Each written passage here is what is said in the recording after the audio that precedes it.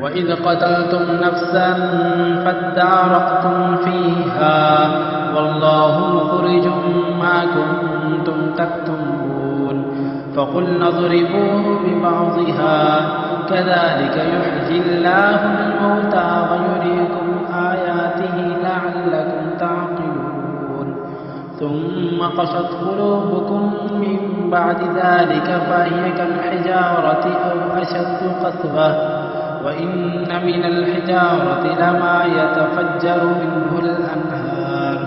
وإن منها لما يشقق فيخرج منه الماء وإن منها لما يهبط من خشية الله وما الله بغافل عما تعملون